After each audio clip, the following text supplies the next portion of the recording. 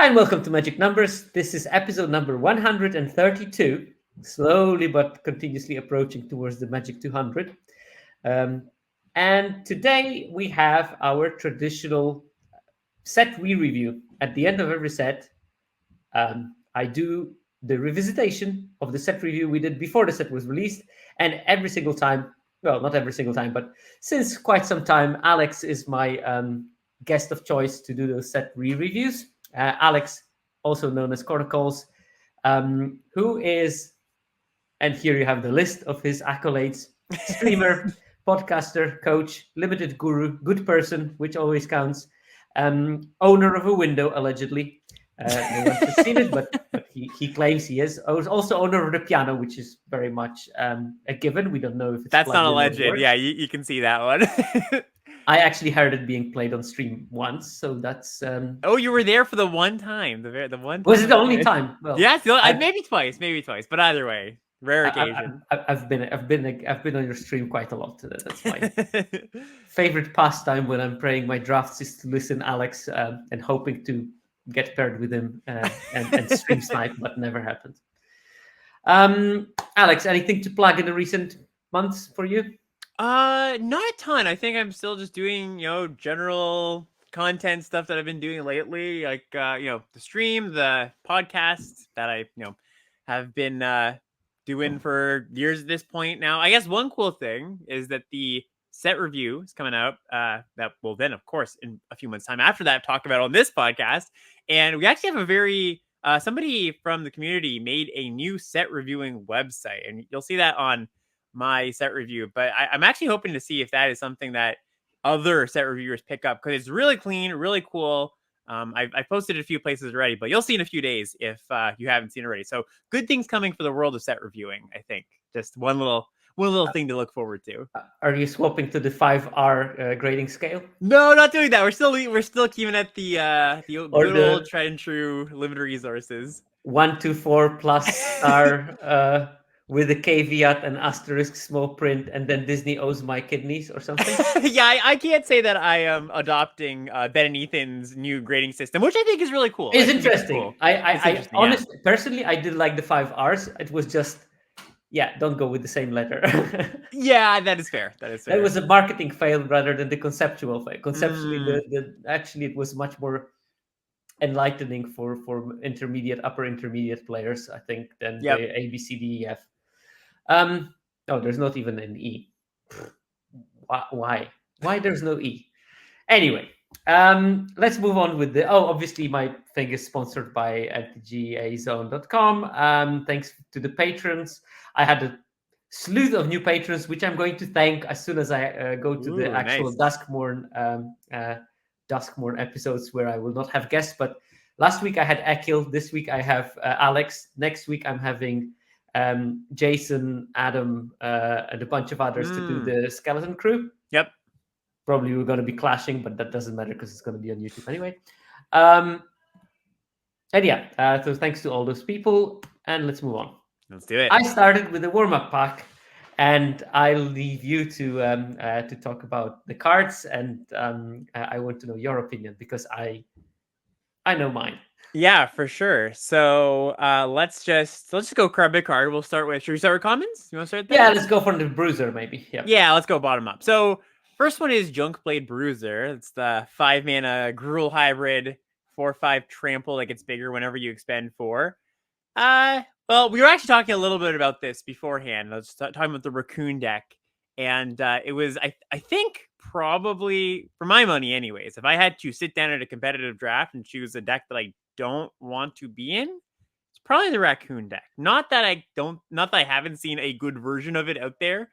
It just takes a lot of high rarity cards, and Bruiser being the hybrid card, where some other hybrid cards contributed a bit more to their deck, I would say Bruiser was kind of just like a subpar playable. Yeah, it actually plays out in data. I did the analysis of the second half of the format. So after 2 weeks, when the format stabilizes more or less, I looked at the win rates of the top players, and they were almost identical for all the 9 archetypes, except for Gruul, which was like really, really much lower than anything else for the top players, at least. Because it's a typical, medium floor, low ceiling kind of archetype, Yep. which you cannot squeeze out much more than that. It's chunky creatures. If you get some bombs, maybe you can push it through, but not much than that.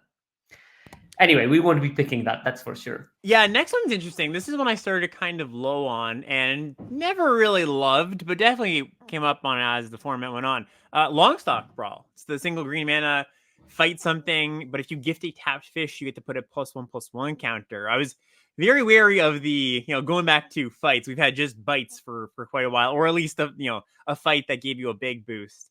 And I guess this ties into a bigger conversation about just gifting in the format. There was, before, if you followed along before the set came out, there was definitely two camps of people saying, like, one was like, I'm never going to give, I can't imagine ever gifting something, giving them a fish or a treasure or food is so bad. And then, you had the people that were more like, yeah, I think you're going to do it once in a while. And it actually ended up definitely being more that the second group of people were right. It did end up doing it once in a while. And I think with Longstock Brawl in particular, there were some really nasty, 1-2 punches when they played a 4-drop into a brawl and they got a counter on their creature. And yes, you got a tap fish, but that really didn't matter too much. So yeah, a fine removal spell overall. Yeah, I had Akil last week, as I mentioned, and this was his most picked common in terms of Oh, wow. he picked the card 50% of the time he saw it in a pack. Interesting. And he was super high on it. He said it Mm. was the most important green common for him, and he was playing a lot of green. And the rationale for that is obviously 1 mana interaction at that level is just good. And if you're a good player, you make it work more Yeah. efficiently because you know exactly when to gift, when to not gift, when to fire it off, when to keep it for later. So for him, it was the most important card of the format at common, at least. So which I found a bit surprising, but he made a very strong case on why is that the case for him. Yeah, also has very nice, cool art with this little bunny in a leak. Get what is The it, a cards have weasel? art. Is Cards have his art. throat? Yeah, the cards, especially in this set, the cards have art. I did like the art in this set.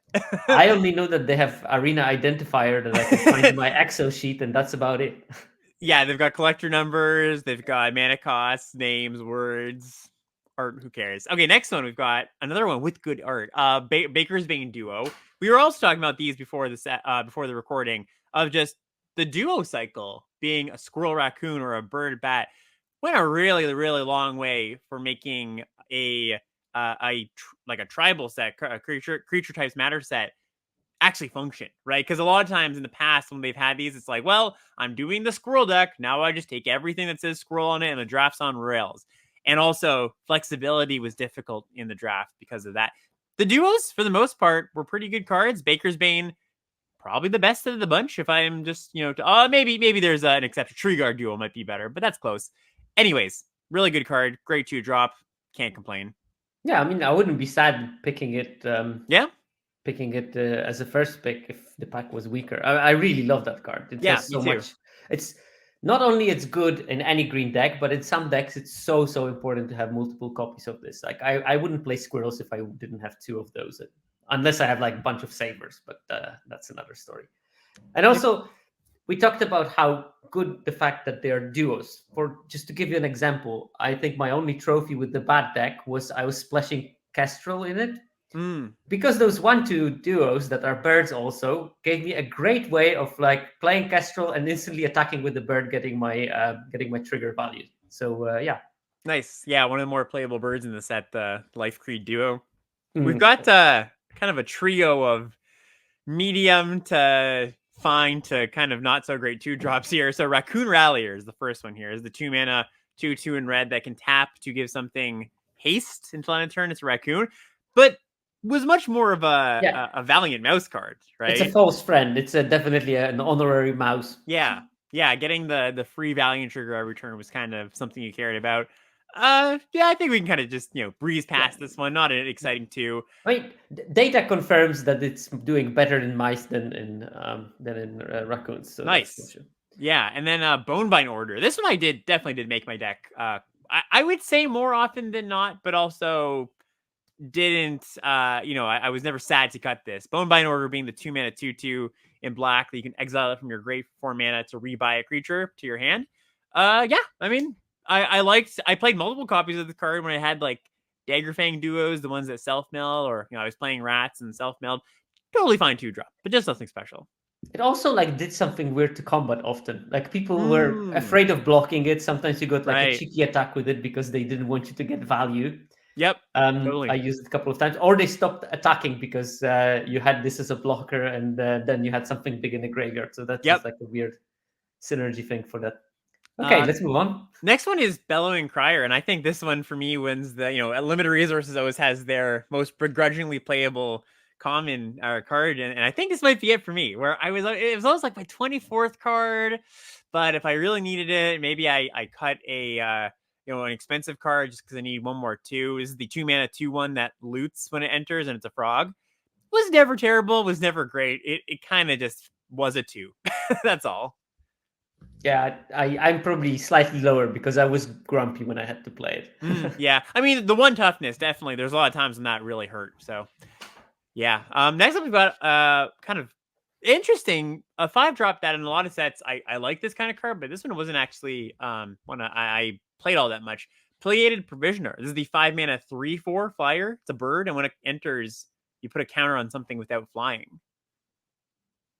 Yeah, I was like, data again suggests that this card was doing slightly better in white-red than it was doing in the birds deck. Yeah, makes sense. And there were so many better things to do in white-red than playing Affiliated Provisioner that it just was homeless, basically. Yeah, pretty much. Intrepid Rabbit up next. This is a good one. This is the 3-mana 3/2. It says 3 mana in the top corner, but I bet this card got cast for 3 mana like under 10% of the time because it has Offspring for a single mana. And when this creature, or of course the Offspring enters, target creature gets +1/+1 until end of turn. Just fantastic. Great. You were saying Baker's Bane duo. You wouldn't be sad to first pick this. Same thing with Rabbit. Yeah, it just was a great card. I mean, I did play it for 3 mana in my deck that had 4 copies of it. Mainly because I knew that I'm playing the one for 4 mana as well. Yeah, there you go. We found the deck. That's the fringe case that it's not a terrible thing to have. I think that for me, this was, I think, a top common. It's not that I was picking it super high because I wanted to be in the white already. I don't think I would have pivoted off it. And Baker Bane's duo, maybe I would pivot more frequently off because it has the build around capacity that Intrepid Rabbit doesn't. But like, if you were in this lane, this was your priority common. Like, probably the most important in those white aggressive decks. And it started out pretty underrated, if memory serves, as in I'd get it like 7th, 8th pick, sometimes wheeling in the first week of the format. And I think it definitely people adjusted, but it never really. I'm going to make a comparison here that LSV made on Twitter. Like he did the whole office meme of like corporate wants you the same picture. Yeah, same picture. This and Writhe and Chrysalis. I mean, obviously that's a bit of an exaggeration, but people really adjusted to Writhe and Chrysalis. You didn't see those in packs ever. And Intrepid Rabbit, well, not as good as Writhe and Chrysalis, was like, in the same stratosphere, and I still got these kind of late sometimes.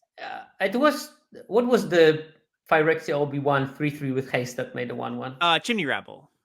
It's very close to Chimney Rabble, isn't it? Yeah. Because it gives like 2/2 is hasty, but maybe on a creature that can attack well because of that. So it sort of balances the lower power with the flexibility that it has. But it's not far off the Chimney Rabble, which, as we remember, was a surprising runaway hit from the Phyrexia Obi-Wan. Okay, we're done with the commons, and I think that so far Baker's Bane Duo and Intrepid Rabbit is more like a preference call than anything else. Yeah, and then we've got some, the juicy stuff here. Moving on to the uncommons. First one is a pretty strong card, one that I faced a lot in Standard lately. I've been playing a lot of Standard. This is Heartfire Hero, single red mana for a 1/1 Valiant trigger. You put a +1/+1 counter on it, and then when it dies, it deals damage equal to its power to each opponent. This was, I didn't get into red all that often in this format. I think that there just was like one red common I actively wanted to play in trash, take out the trash. But this was the red uncommon that pulled me into the color I think the most. Maybe there's another, the Rabid Gnaw, also very good. But if you get 2 of these, like this is the reason you wanted to play a Valiant deck that is a common or an uncommon.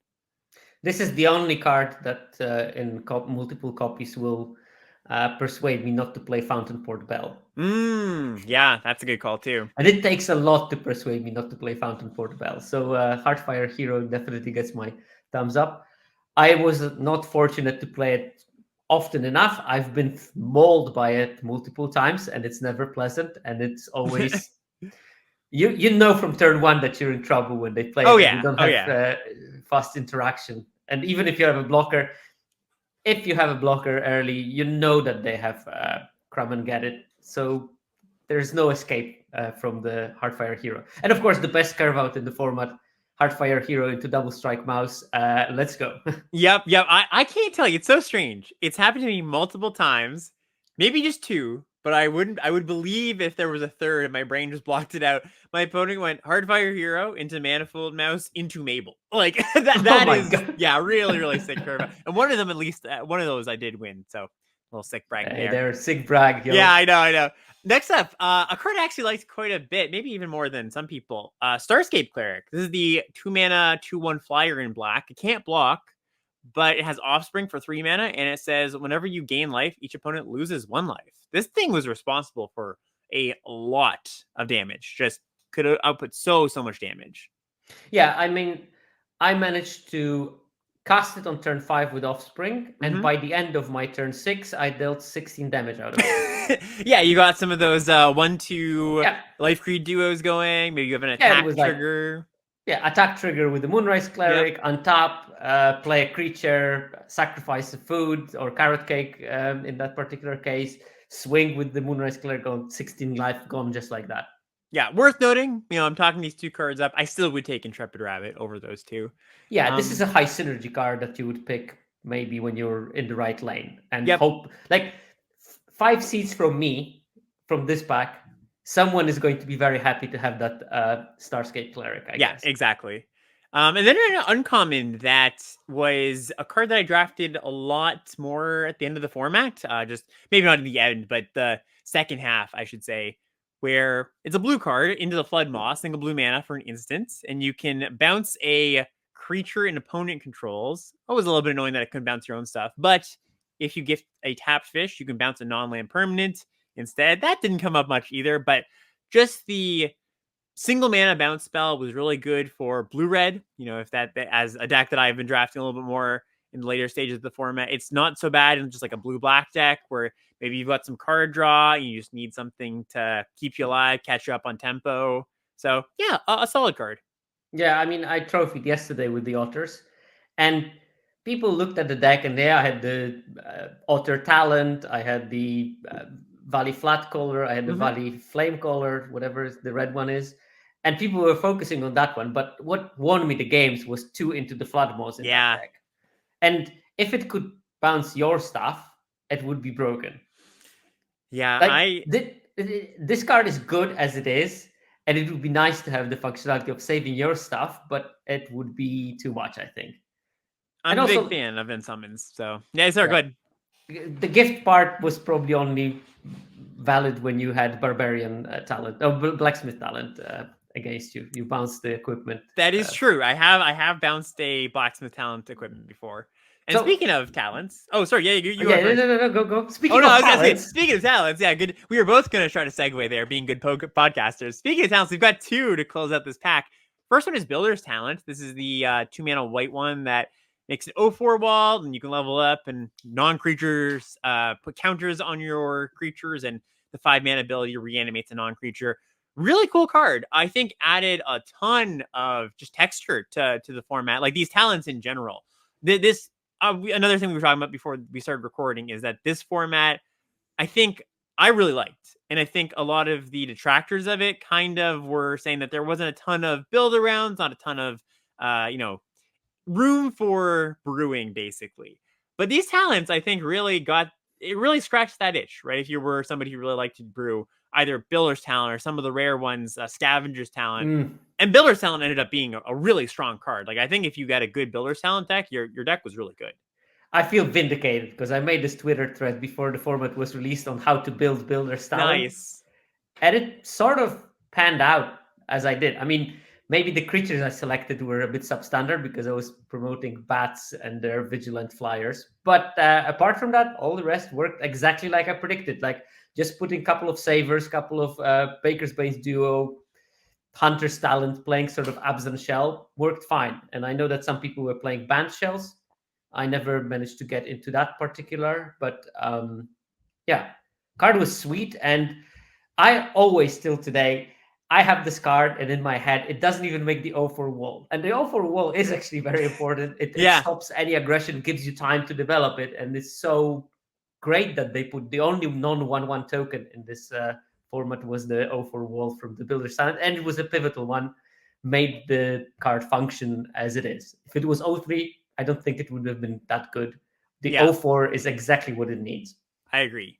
And also really cool, two really cool things about it. Well, one, Carrot Cake being a great card in the format, it playing really nicely with that, just being a artifact that puts itself in the graveyard. But another thing that I think is really, a hallmark of a really good build around is it makes you want to take cards, actively take cards that you wouldn't want otherwise. And a card that falls into that camp is the share pot. I always get this card's name. I always call it like there's four different parts of the name. Bumbleflower Share Pot. I feel like that's what it is. Bumbleflower Share Pot. Yeah, there we go. Okay, I was want to say like Bumble Shares Flower Pot or something. But anyways, like that was a card that was also really good with Builder's Talent because it's another thing that puts itself in the graveyard and gives you two non-creature permanents. By the way, this is maybe a like completely non-relevant to the gameplay comment, but I found that this is the set where I had the most problems memorizing cards. Because there is like whoever's talent, and I know that there's talent, there's like 10 or 20 of them or whatever. And then there's duos, and they all sound very samey. And then there's the Valley colors. Yeah, it's all Valley something and this. And that naming is just making it so problematic for me to memorize everything. And yeah, like all those bots are something cleric or star something something. It's just like impossible to memorize the card names, at least for me. Oh, and the mentors, 10 mentors. True, the mentors. Yeah. Oh, that was the worst as a content creator. Just like, oh yeah, the mentor. Yeah, and people are like, "What mentor?" Like, there's 10 of them, So yeah. And then our rare is wait, just before. Yeah. As a standard player, do you see it a lot? Our rare. Yeah. Oh, I play it a bunch. That's the deck that I play. We've got Caretaker's Talent. So this is another really good example of a sweet build around. This is the 3 mana. I'll read this one out because it is a rare. It's 3 mana class. It's 2 and a white. When a token enters under your control, you draw a card. This ability triggers only once. Level up for 2 mana to copy a token. Level up for 4 mana. Tokens you control get +2/+2. And I don't know if you strategically chose this pack, but I do know that this is one of the cards that I was too low on when doing the set review because I gave it. Yeah, go ahead. I generated the first pack from the 17 Lands Draft Simulator, and I got this one. And I said, "That looks pretty dope." Yep. No, it's a good pack to talk about, and yeah, like I said, it's a card that I underestimated. I think I just underestimated how many cards you draw off this thing. Like it's really ridiculous. And of course, in this set, there's a slightly higher number of tokens. Once like you can also do it on the whole Carrot Cake trick where you play Carrot Cake on your turn, draw a card, pass the turn, crack Carrot Cake on their turn. It's not really a trick, but just a little interaction where you get to draw a second card in the turn cycle. Yeah, I would probably first pick this in this pack. I would not fault anybody for taking the Intrepid Rabbit though. Yeah, also like the defensive speed of that. You have like 2-3 rabbits lying around. Opponent has to think very carefully about attacking you because you can always like 4 mana swing for 9. Yeah. And that's a problem in this format. I don't know what I would have picked from this. I mean, my heart tells me I want to build a Builder's Talent deck. And if I want to pick a Builder's Talent deck, I definitely shouldn't be picking Builder's Talent. I want to wheel it, hopefully, because then I know that the lane is sort of open. Right. So probably I should start with the Caretaker's Talent, because if I pick Builder's Talent and I want to play Carrot Cakes and all the other stuff, so I could start with the Caretaker's Talent and see where it leads me. Yeah, plus Builder's Talent plays extremely well with Caretaker's Talent because they're kind of, reverse. They're backwards compatible with each other. It's like the talent will trigger caretaker's talent. Look, I just did it. The talent. Caretaker's talent triggers builder's talent. Builder's talent triggers caretaker's talent. So yeah, really cool. Yep. And your wall is now a 2/6. Yeah, there you go. Great.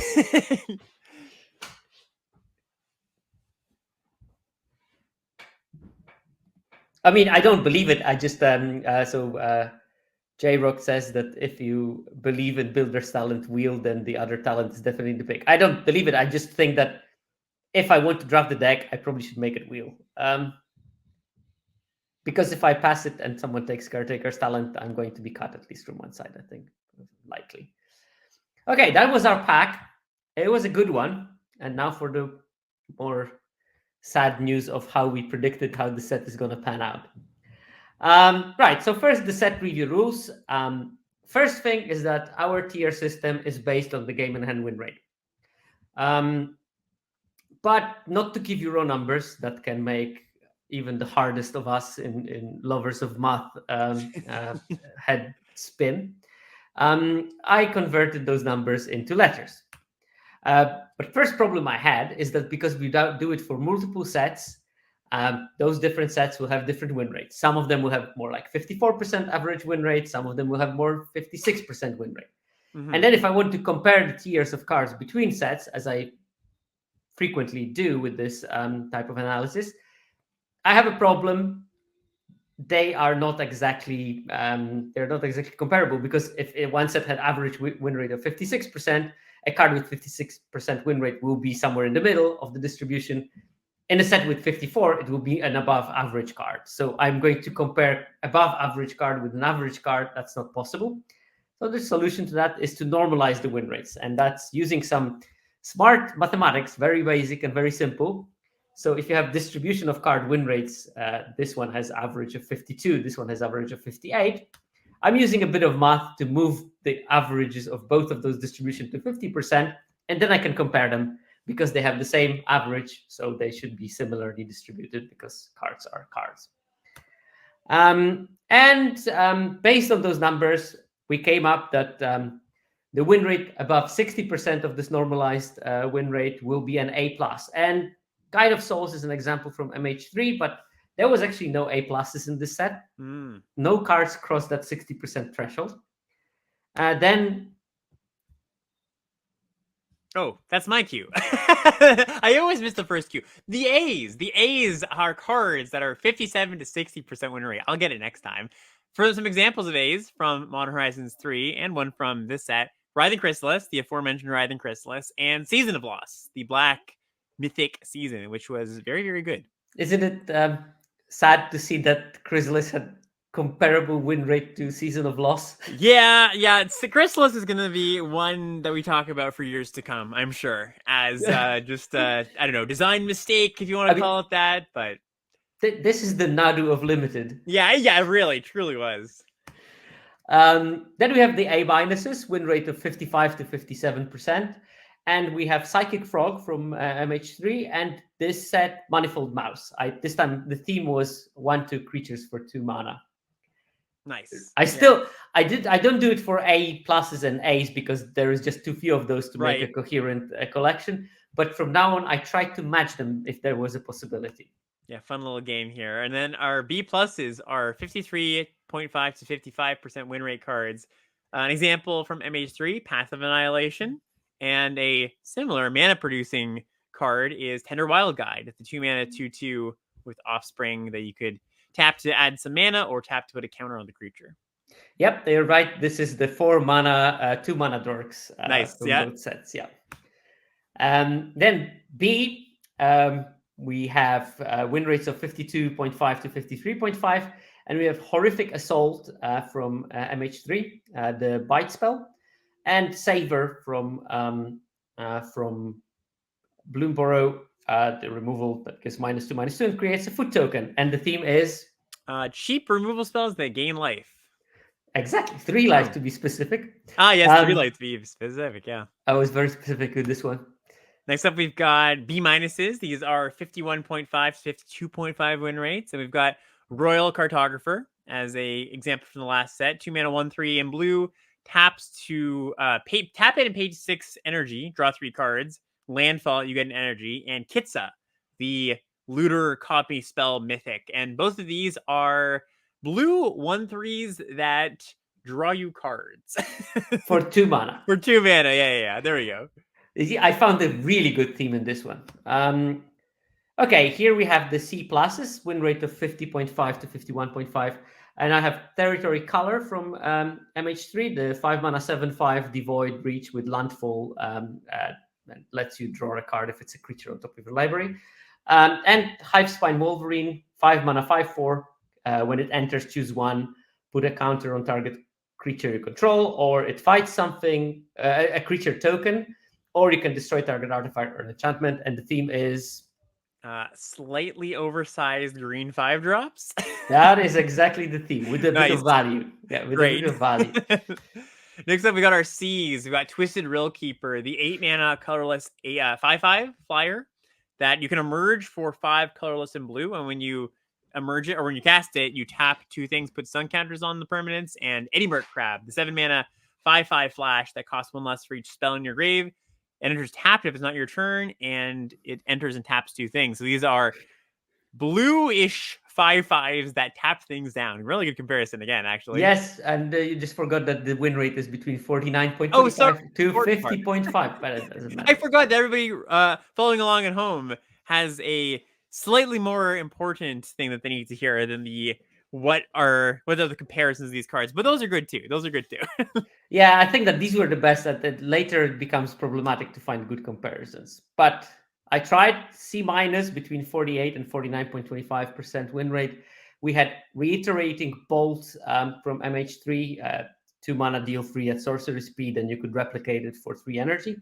And Blooming Blast, 2 mana, deal 2 to target creature, and you can gift a treasure. And if you did, it also deals 3 damage to the controller of that creature. So is the theme here underwhelming red removal spells? That's exactly the theme that I was thinking about. Great. Underwhelming, uncommon, red direct damage spells. 2 mana spells too, yeah. And then, D's, we've got our win rates of 46.75, getting really granular now, to 48%. And Reform is the MH3 card, as an example. 4 mana 0/1 that dies into a 3/3, that then dies into a 6/6, that then dies into a 9/9. And Arbol Antics, 2 mana sorcery, make a 1/1 prowess token, and you can flash it back for 4 mana to get another prowess token with a counter on it this time, though. These are blue uncommons that make tokens, and I guess at this point I could also say underwhelming for basically any card we talk about, because we're in the low win rates now. Yeah, they were supposed to be. They grow with every. I see. Okay. But clever. Also, these 2 cards performed slightly better with top players, and their generic win rate was lower by the 50% win rate players. That's another theme that is hard to get from not knowing intimately the data of top players. As you can see, our world champion does like Otterball Antics, and I'm absolutely not surprised by that. Then we have a D, and the win rate is 45 to 46.75. Examples were Thief of Existence from MH3. That's the 3 mana 3/4, which sounds good, but it takes 2 colors of mana, one of them being colorless to cast it, devoid, and it can exile a non-creature, non-land permanent, an opponent controls with mana value 4 or less when it enters the battlefield, and when it dies, they draw a card if you did that. And here it's Barkform Harvester, 3 mana 2/3 with Changeling Reach, and for 2 mana it can put something at the bottom of your library. And here the theme was loosely colorless creatures that you reluctantly will put in your deck sometimes when the theme allows you to. Makes sense. And then our D minuses, we've got 42 to 45% win rate. Is it Generatorium? Is our MH3 card, blue-red for an artifact that taps to draw a card, but only if you've lost or spent 4 or more energy this turn. And if you get an energy, you get that many +1. And Stocking the Pantry, single green mana for an enchantment that whenever you put a +1/+1 counter on a creature you control, put a counter on the pantry. You can pay 2 mana to remove a counter from the pantry and draw a card. Actually, kind of an interesting one because I remember this is one that, not to get too deep into it right now, but one that I kind of gave a really, really low grade to. And there were some rumblings of it being maybe better than it looks. And then I never saw it again. Like, very, very rarely saw it on the battlefield again. Yeah. Yeah, good. Okay, so what is the theme? What do you think is the theme? The theme is finicky non-creature spells that draw you cards. No, no. I mean, it seems like it's a reasonable, but no, the theme is actually cards that cost me a lot of gems. Yeah, I mean that works too. That works too. I can't personally say that is that Wizards for should me, but continue printing. It's good for their finance to print cards yeah, like that because I will exactly. definitely try to make them work. I managed to get a trophy at least with stocking the pantry, but it was in an obscene builder style deck. So and I always ended with like 9 counters on it without be ever remotely being close to being able to utilize all of them. So Nice. yeah, there you go. And we got our apps. That's a win rate below 42% of this normalized win rate, which would be even like higher in the actual data. You will see that they probably have like 46, 47% win rate, but 42% normalized win rate is pretty low. We have branching evolution from MH3, that's counter doubler, and hoarders overflow from this set. And this is a 2 mana enchantment. I'm not going to be surprised if you don't remember of its existence. When it enters or whenever you expend 4, you put a stash counter on it, and at some stage you can sacrifice it, discard your hand, and then draw cards equal to the number of stash counters on Hoarder's Overflow. Cards that are pretty much poor, and these are the even bigger trap build-arounds than the previous two. And I think that there is a big distinction between those like D- build-arounds that they can do something in the right home, than these ones, which they can do something in the right home, but the right home happens once every 1,000 drafts or something. Yeah. All right. And okay, this grading scale looks weird, but there is a good reason for why it looks like it looks. I wanted the distribution to be sort of close to a normal distribution of the grades.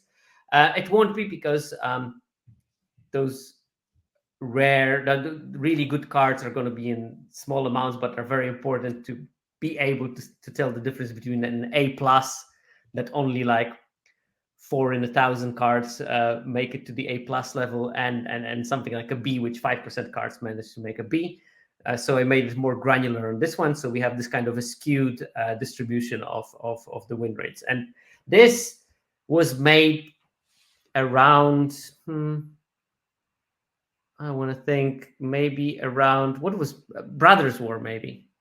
I made this distribution, and this is updated for the current set. So, and it still looks the same. So it means that how those things are distributed is a property of how the sets are built, and it's relatively consistent across many sets.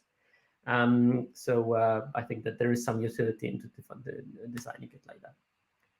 All right. So just to give you the impression of how this set looks like compared to the other ones, and it's an interesting one, because in this set, we got more of the high grades. As you can see, Bloomsboro, okay, there were no A pluses, but there's just ever so slightly more A's than in all the other sets. There is almost like 50% more A minuses than in the regular set as a fraction of the whole set. Slightly more B pluses, slightly more B's, slightly more B minuses. There's like normal sets have 10% C pluses. This one has 13.2, so like a third more. Slightly more C's, slightly more C minuses. So all the categories are slightly more. But that means that there's fewer D's pluses, fewer D's, a lot fewer D minuses. Like 8% of the cards are normally in this D minus range. Only 3.8% of the cards in this set were in the D minus range. And also fewer Fs. Normally it's around 4%. This time it's around 2%.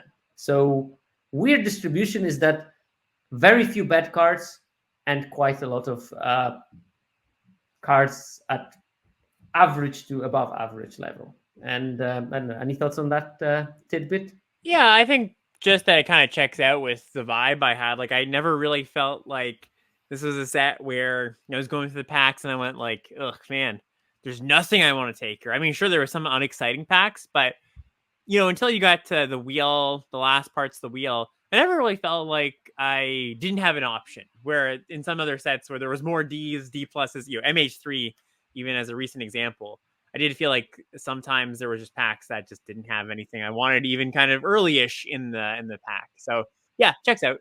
I had it like in LCI specifically. I felt it so often that I was like Yep. drafting green, and I get past like pick 4 a pack, and there's like 5 green cards, and none of them remotely close to being playable. Yep. There was a question in chat from Rob Blah. Is that a win for the play booster design theory? And if I'm not mistaken, yes. The next slide is literally looking at that. So at the sum, when I think OTJ was released, I started looking at how the packs changed, because what markers were told at the release of the play boosters is that the design team is aiming at reducing the number of those unplayable F-grade commons, and there are more uncommons, so there might be a bit more of the weird cards in the uncommon slot. So normally, around 40% of all the cards at the grades D+ or lower in my analysis were commons. And in MKM, OTJ, and MH3 especially, this changed dramatically. It dropped to 30, even 14% in MH3 of the F cards were commons. But this set, it returned to the regular structure. It looks exactly like LCI looked. So that 45% of the D+ cards are commons, 33% are uncommon, and 20% are rare or mythics. And I found it concerning at first, because I said, okay, they were promising that they're not going to make the unplayable commons. But then I remembered this set just has very few D-grade cards, D+ or lower grade cards, which means, yes, half of the cards that are Ds are commons, but there's still few of them. So when you look at the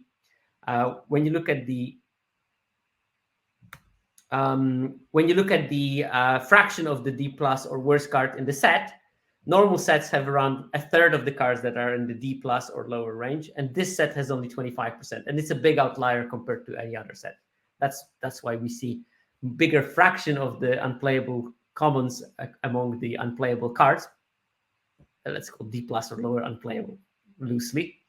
But it's only 25% of the cards in the set, which is good, I guess, for what it's worth. The one thing that was super specific for this one was that there were almost no D-grade uncommons. And I think that this is something that was surprising, because they were thinking about making 80 uncommons in the set to sort of put some of those sideboard or constructed plant cards into that slot. And it seems that here they just didn't do it. There was this one that destroyed enchantments, and that's about it. The rest was playable, unless it was like the build around enchantment that throws you cards under some stringent conditions. So I hope that they will come back to like putting a bit of more trash in the uncommon slot, because if you make all the 80 commons in the set playable and you have more uncommons per pack, you are outpricing commons from limited, which is a bit sad and problematic to an extent, because then you will be so highly priced to pick those super premium commons only, and not be interested in any other ones that are sort of maybe more middle of the range. I'm not talking about the junky ones. I'm talking about the middle of the range. Commons can be outpriced by the abundance of uncommons in the set, and you just like will end up with the decks that have 12, 13 uncommons, 3 rares, and a couple of premium commons to fill it in. And I don't think that that's what you should be aiming in the normal set. Yeah, I can't. I think most people would agree that they don't want to just face a bunch of rares and uncommons generally. Although they probably don't mind playing those. Yeah, exactly. But as we know, I'm sure you know, Magic players, they really, the things that they dislike those things more than the things that they like generally. So not exactly even. Okay. Now, how did our Bloomberg predictions work? Because that's why we met here, to look at our predictions. Like first of all, I already put the slide where it's us and the reality. Well, basically, weirdly, despite all the numbers I was talking about, that there's more C's, more B's, more A's, we actually overestimated how much of them there will be by quite a lot, which is a bit weird. And we underestimated how many F's are there. And I found this result honestly a bit weird, but that's what the data spit out. Hopefully, I didn't make the wrong graph again. It's possible. Wait, that's the MH3 graph. So here we have. So it is the wrong graph. So So that was the MH3. And MH3, gotcha, everybody. we definitely got a lot of the stuff wrong in MH3 in terms of how optimistic we were, because the cards there, they were made to look really powerful. Yeah, I was also going to say, not necessarily played. I was going to say, oh man, I overshot how many F's are in the set again by a ton? That can't be true. No, you still overshot, but not by that much. Yeah, no, I figured it might be a little bit, but not by this much. Yeah, there we go. And honestly, this is like the historical low for the number of F's in the set. 5 only. I don't think we had anything like that before. And you can see clearly that this is Bloomsbury because there is 0 A pluses, and MH3 did have A pluses. But yeah, we underestimated the number of A's. You actually got the number of A minuses correctly. Cool. I undershot for both A's and A minuses. We roughly did okay with B pluses. There was 14 of them. You had 15 on your list. I had 11. Then we both overshot the B's, because that's such an easy grade to give when you're typing and you're like, is it a B minus, B plus? Just give it's even it out. Yeah, it's give it a B. B minus is also like, because that's basically us saying, I think it's better than C plus. Yep. By a bit. I'm gonna give it a B minus just in case. I gave 50 B minuses, and there were 23 in the set, so that was a place where I definitely overshot. And you had 31. Nice. We also overshot on the C pluses. There was 45, 47 from both of us. There were 35 in the set. Then C's, you had 49. I had 33. There was 43, so roughly in the middle. We undershot the C minuses with 23 and 26, and there was 47 of them. So, and I think that this is characteristic for the synergy format. Yeah, me too. Those grades are going to be slightly lower end, so they will be playable because every card can be good in one of the decks, and they will only have one home. But their win rate will be dragged by the fact that people will inadvertently play them in the decks where they don't belong. And I think that this is the problem we see. 29 D pluses, we only gave like 15, 16 of them, so we also undershot. Roughly okay on the D front. There was 24 of them. I gave 21, you gave 12. D minus, you gave 10. There was 10. I gave 6. And then we gave 10 and 11 Fs, and there was 5 of those. So roughly close to each other. Yeah, not so bad. Then how did our marks differ from the actual reality? So 0, it means we got a card perfectly right. And Alex, you got 76 cards correctly. Woo. And I got 55 of them correctly. Nice.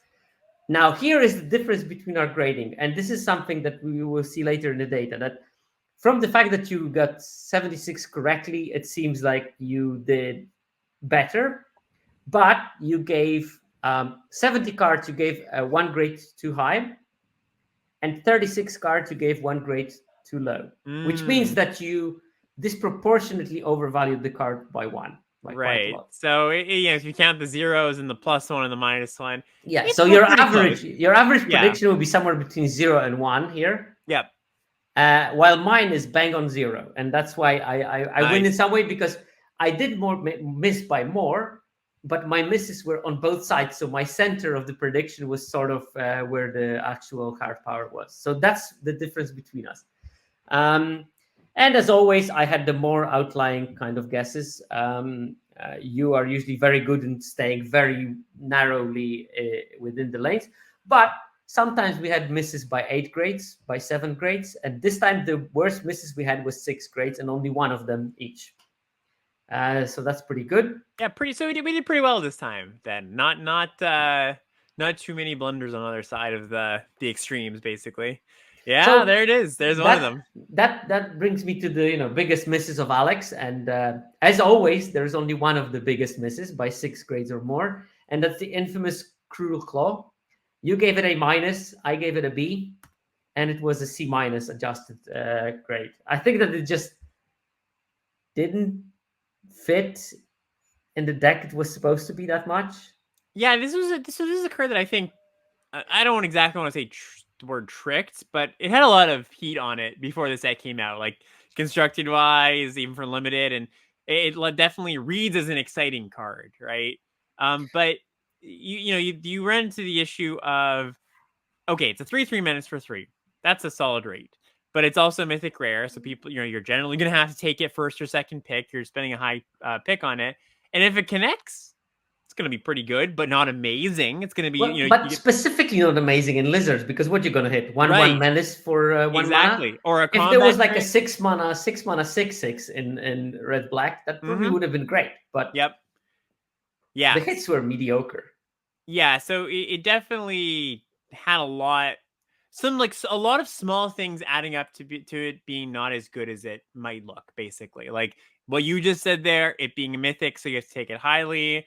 It being a pretty mediocre top deck. Like, and I'm not even talking about like, way late in the game when your aggro deck stalled out. I'm talking about like turn 6. So like, all right, it's a 3/3 minutes. It's not bad, but it's really not that much different than some common from this deck.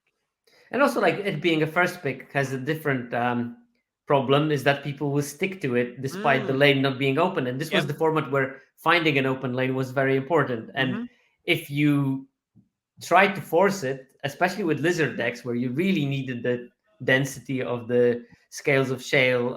By the way, another reason. Oh yeah, I hit scale of shale from the top. What am I going to do with it? Oh yeah, great. Yeah, you just like discard. Well, you don't have to discard the card, but it's just 3/3 minutes at that point. Yeah. I, on the other hand, missed on the Storm Splitter.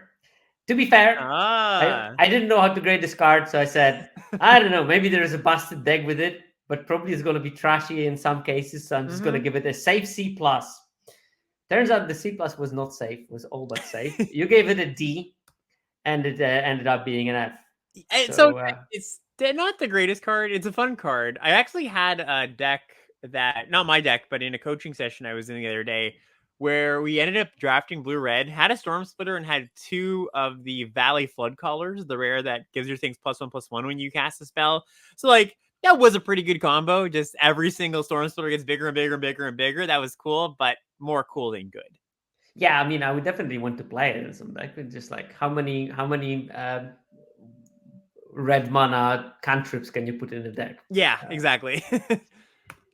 Okay, so going back to the actual measuring of the performance in more general, bulky way rather than looking at individual cards, this is this time well-signed MH3 graph. And this is the absolute performance miss. And this means how far from 0 you are, and the direction doesn't matter, and you just make average of that. So if you miss -1 and +1, it's the same thing. And last set, we were very similar on the commons. You missed an average by 1.2 grades. I missed on average by 1.4 grades. And then the differences started. You stayed consistently around this 1.2, 1.4 kind of range of misses at uncommon and at rare and mythic, while I had bigger misses on the higher rarity cards. Like uncommons, I missed by 1.9. Rares and mythics, I missed by 2.1 grades on average in terms of the cards. And that sort of tells you how good you are in spot on predicting the card power level. And this set, we did better. Nice. Yay, go us. So commons, Alex, you are actually under 1 grade mistake, which is pretty good, I think, when you look at the absolute numbers. And we see the same pattern as last time. I'm doing much worse on the rare and mythic and uncommons. But I do better than I did in MH3. And I don't have that jump after uncommon to rare mythic. I'm at 1.6 in both cases. You're 1.2 at uncommons, 1.4 at rares. Nice. So yeah, but this is a much better prediction than MH3 was. I think that arguably this is an easier set to predict because the cards in MH3 are complicated, and Complicated cards be hard. Yeah, So, that's one of the things I definitely wanted to bring it up at some point when you told me yesterday that we did pretty good this time around, pretty accurate. I think that makes sense to some degree. Like it's not like, oh wow, we leveled up his card value. I do think this set was a little bit easier to evaluate overall, but still pat ourselves in the back. Not going to miss an opportunity to do that. we don't have many. But when we look at the this is MH3 prediction. So looking at absolute is on one hand important, but you want to also see where we biased for something. Do we have like continuous biases in our predictions? And that's why I look at the net difference. So if you overrate something, you get a +1. If you underrate something, you get -1. And then I can calculate the averages of that. And actually, you were pretty much spot on with commons in MH3. It was -0.09. So you undervalued the commons in MH3 by less than 0.1 grades. Nice. I had 0.24 and plus, so I overvalued them by quarter of a grade. And then that's the end of the good news for me. You stayed at roughly 0.5 difference for uncommons and rares and mythics, while I overrated uncommons by 1.3 and rares and mythics by 1.57. So I was like super hooray optimistic for the MH3. I think partially because I graded a lot of synergy cards as closer to their optimistic scenario than to their realistic scenario, and that was my misses for MH3. Right. So how do you think we look at with this set? I'm gonna say that the uncommons were the ones that maybe we were most off on. I was off. You were actually quite okay. the best on the commons. So I got the commons pretty spot on. Yeah, 0.1 nice. overrated. You got 0.6 overrated. So considering that was maybe for you a decrease, for me an increase. So that's good. Uncommons, you had 0.5 overrated. I got 0.7 overrated. Close. You did slightly better on the uncommons, but that's way better for me than the previous set. You did more or less the same. Nice. And then rares and mythics. You have 0.85, slightly more off. I'm 0.5, which is way better than I did last time. Yeah, way better. 3 times better. So I got the rares like roughly in the same zone. Although I did have like a wide dispersion of my marks. The point is that they were centered around the 0 symmetrically. So I got the power level of the set quite correctly. Individual cards may have varied, but the average came out neatly. Nice. And then this is again for the MH3.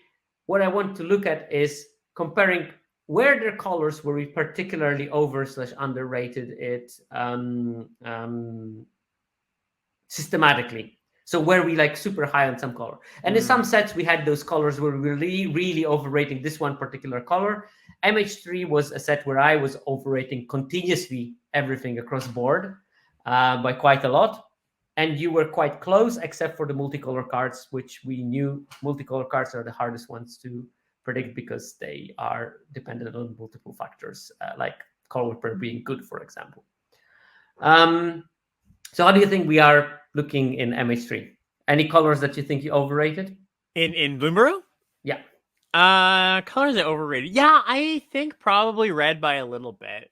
Not that I was like super high in red, but I ended up being pretty low on it by the end. So that would be my guess. By quite a lot, actually, we overrated red. There we go. Average red card, we overrated by 1.2, 1.4. Nice. But super close on blue, 0.2 picks, grades overrated. Black, you overrated by 0.2. I underrated by 0.2. Green, I overrated by 0.2. You overrated by 0.5, roughly. We were also slightly overrating white because we probably both thought that white is going to be the best color. Yeah, I do remember that. As we were reviewing. Yep. You overrated by roughly 1 pick. I overrated by roughly 0.6. But we did decent on the multicolor cards. Like you have 1.2, nice. I have 0.8, which is way better than in the previous set. So pretty good. That is generally quite close to the center. And it's good to know that you have this one color that you overrated.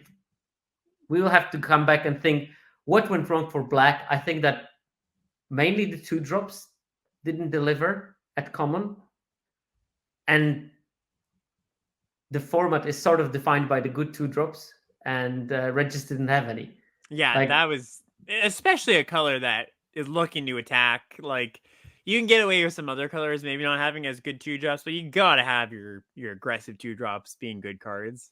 yeah, and I'm comparing to the things like cards from Wilds of Eldraine. Wilds of Eldraine had a bunch of good 2-drops in red, and you can feel it in how you played the aggressive decks.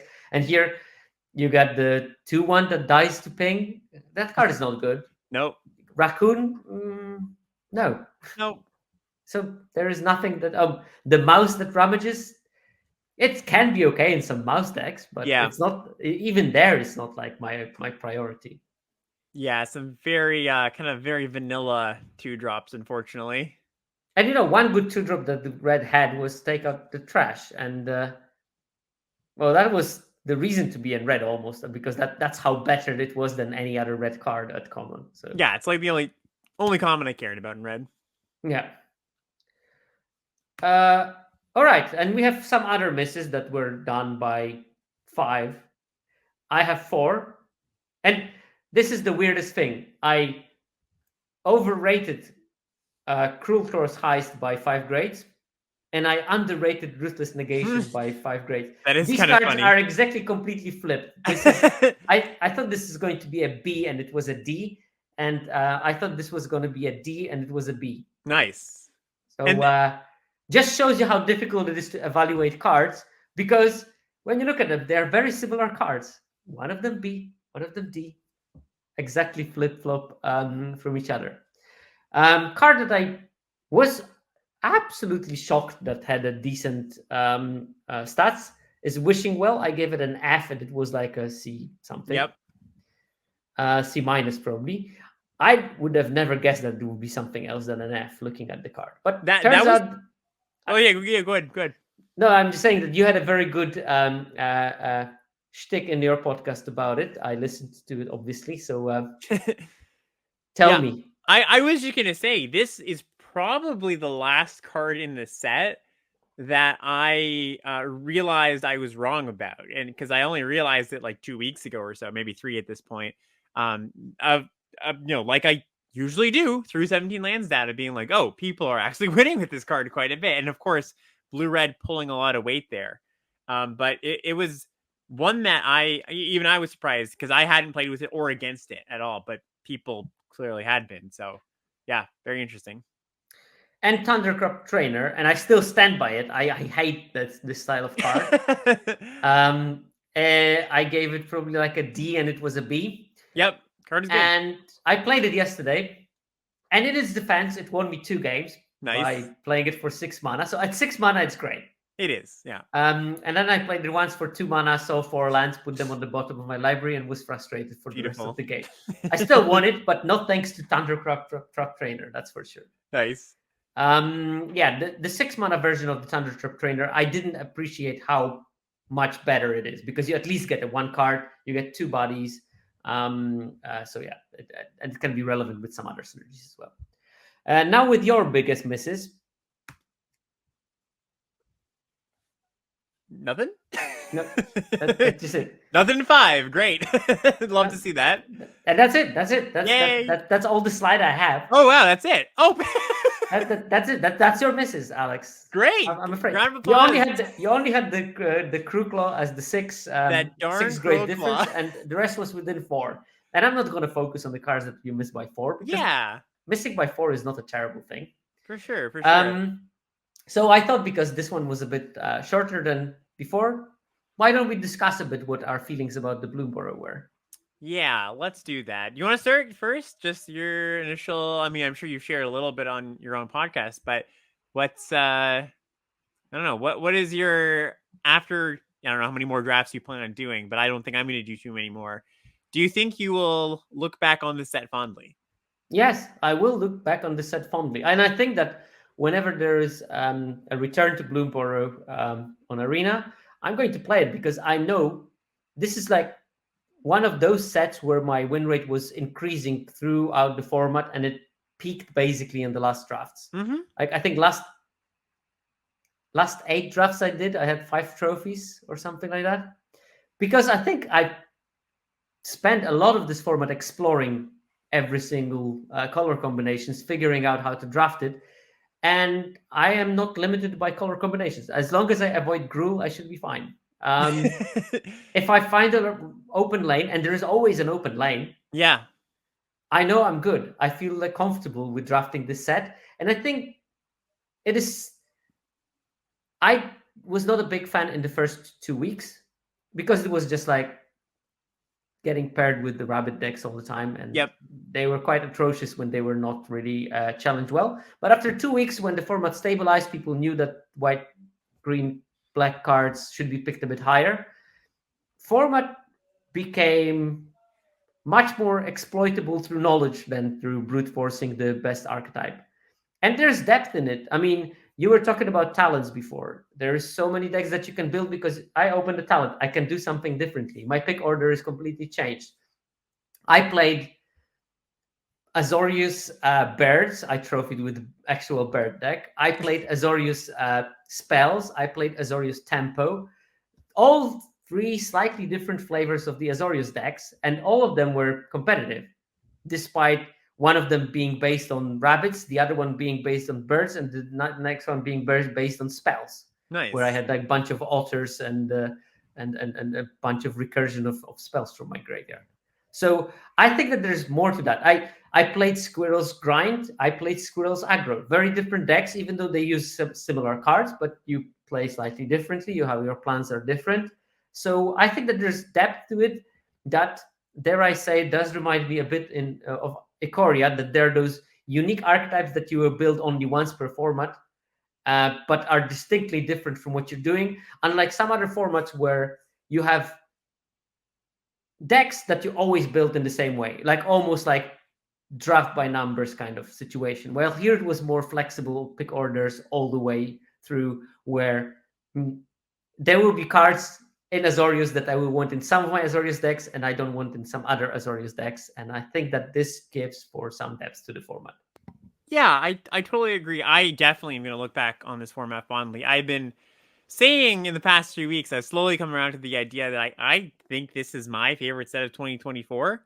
I know it's not a common opinion. I know a lot of people didn't like this set as much. And one other thing that we were talking about before we started recording is a lot of the time when there is a set that's not super well received, or maybe people, just don't like it for whatever reason, I kind of understand, like, if it's a set it's too fast, or its themes don't work, or, a combination of those things, or, some other things.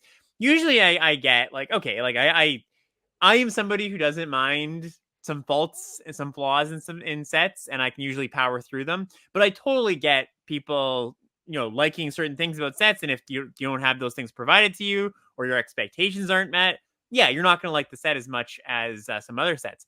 This one, though, I don't know, when I hear people talking about, oh, I don't really like this set, or kind of lower on it, usually the answers of why they don't like it are pretty spread out. Like it's usually pretty individual to the person. Sometimes I've heard like color imbalance in this set is too far off, and I personally don't think that's true. Like, yes, red sucks, but it's also not completely undraftable. Maybe they're referring to blue red being a non-functional archetype, and I would even say blue red being close to non-functional, quote unquote, was a feature of the format, not a bug, because it was really cool when in the last few weeks of the format, blue red actually became a viable archetype because people were just completely not touching those cards. Like, that's some of my favorite moments in draft formats, the evolution of draft formats, is when you have those moments, when you do have a light bulb, something, you just get past that threshold, something clicks, and it's like, oh, now you can actually draft that undraftable deck. Where there's some formats where the undraftable deck is truly undraftable because the cards just suck through and through, right? So I thought the balance was pretty good. I thought the draft was, like you said, you weren't on rails, and I think maybe that might be some people's complaint about the format, where if they were seeing it as an on rails format, as, oh, I'm drafting squirrels, I take the squirrel card. Sure, but I don't think that was the optimal way to draft it. I think you really were rewarded for figuring out what your deck wanted. Like you said, you could have different variants on the theme. I think there's definitely a lot of interesting draft decisions throughout the draft, and not just pack 1, pack 2, but even pack 3, maybe especially pack 3, when you're really figuring out what your deck was missing.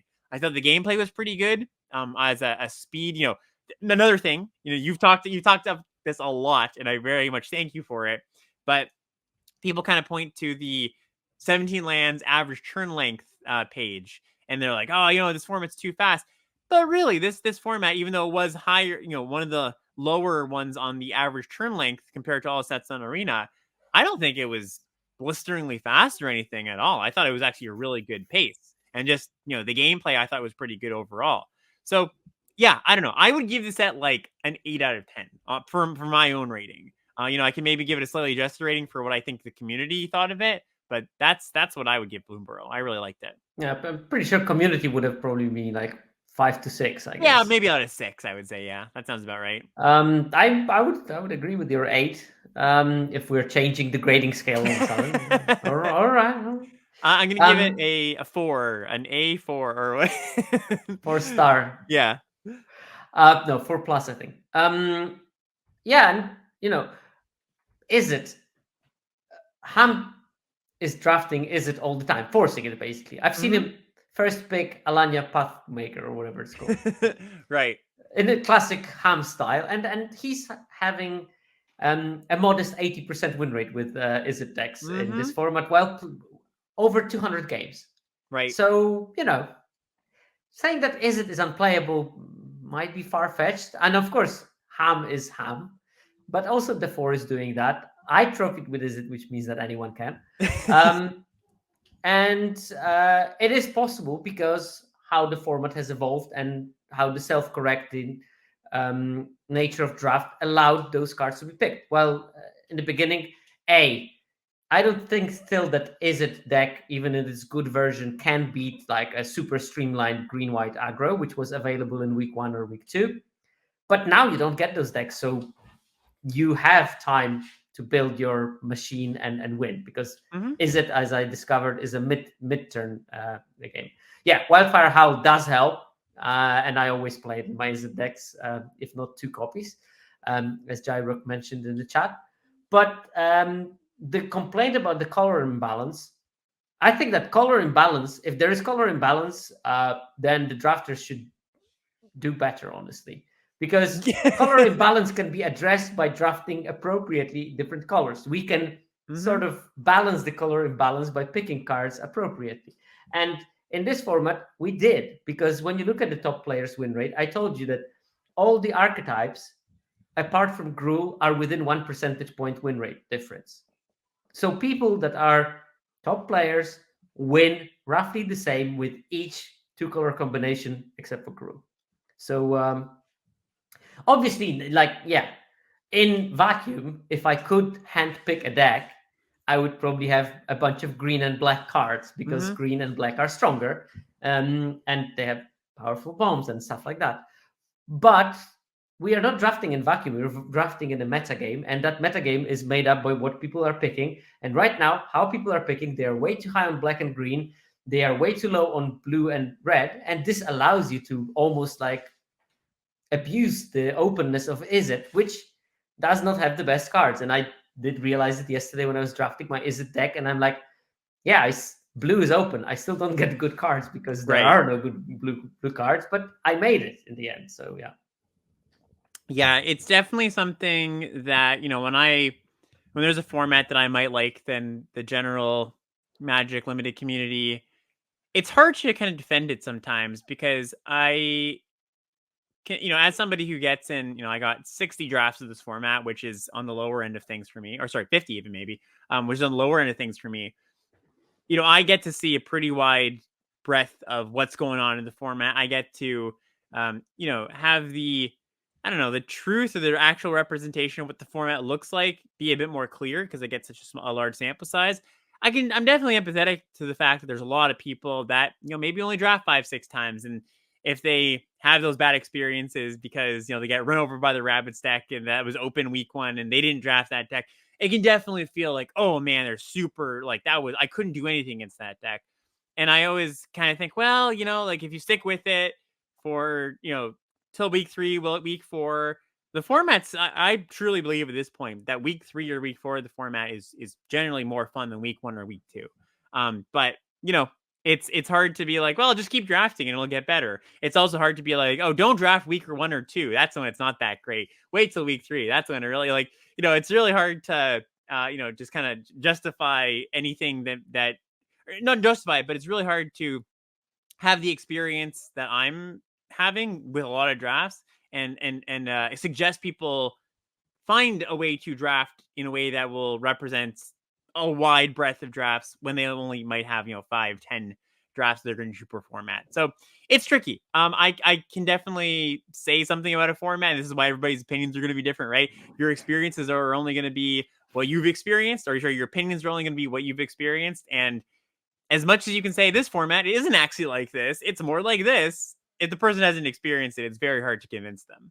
But yeah, you touched on a very good point there. That something I was talking with game designers uh, about is that they are largely judged in terms of limited by how the format played in the first 14 days. Yep. Because the volume of games in that time is also so much higher than the volume of the games in the latter stage of the format.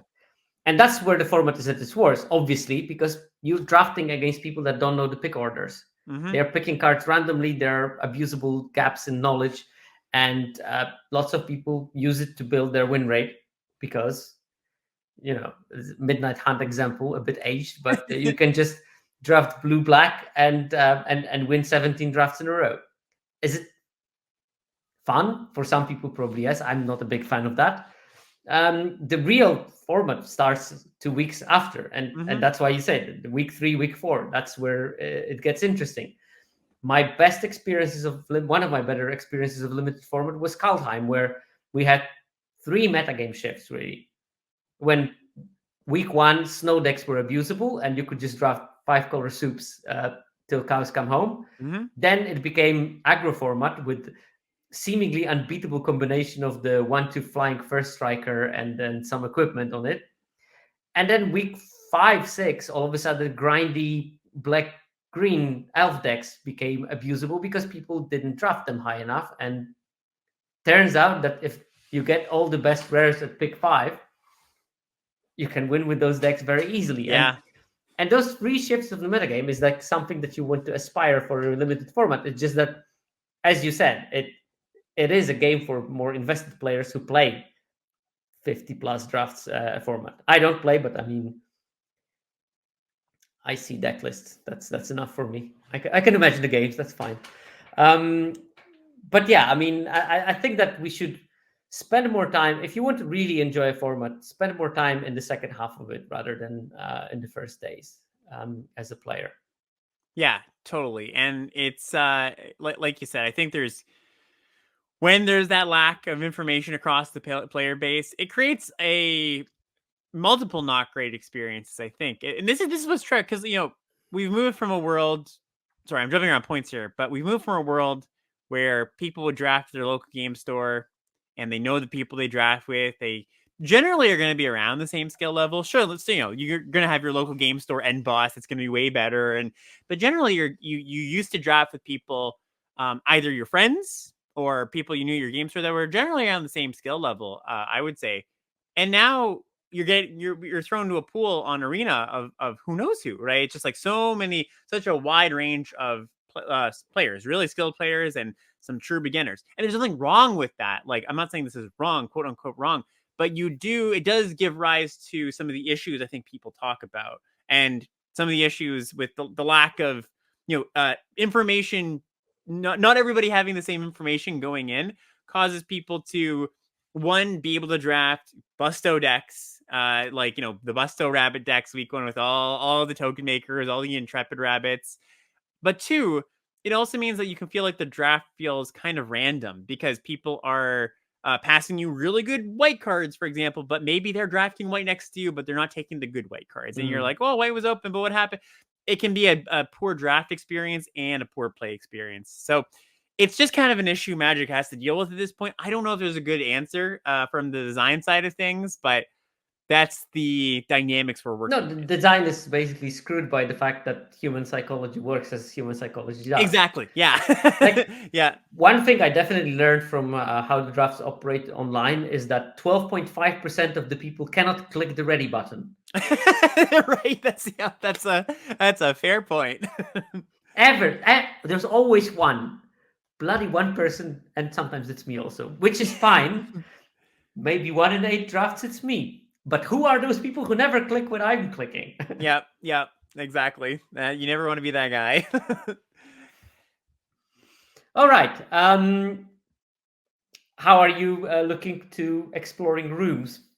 Oh, very interested actually. I'm very curious to see how the like specifically how the room deck plays out. Not to get too deep into No. Duskmourn, Just, but just generally Duskmourn. yeah. I was gonna say not to get too specific in Duskmourn, but I think this set it's interesting because Dave Humphreys, I don't believe, is designing the set or played a role. Maybe he had a little bit of a role, but it gives me that vibe of a Dave set. You know, a lot of crossover. Maybe it's the enchantment creatures that are kind of reminding me of Neon Dynasty. That could be a little bit of it.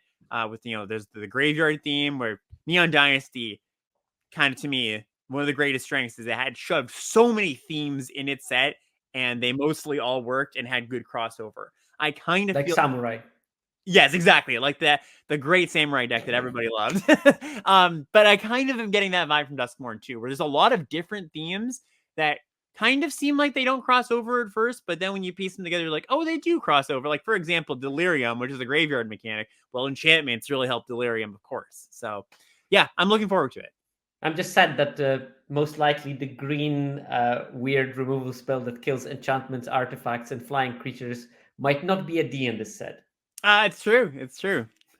That Probably won't be. But probably yeah, a I'm fun looking card. I'm looking forward to it. I have to still explore the spoiler because yeah, didn't have time to properly look at it. I'm just finishing my Bloomburrow content, but this was the last episode. I'm gonna play a couple of more drafts because I like it. Nice. Yep. And then I can start fully exploring the Duskmourn world, and it's grim. Why would you even open the door if you were in that house?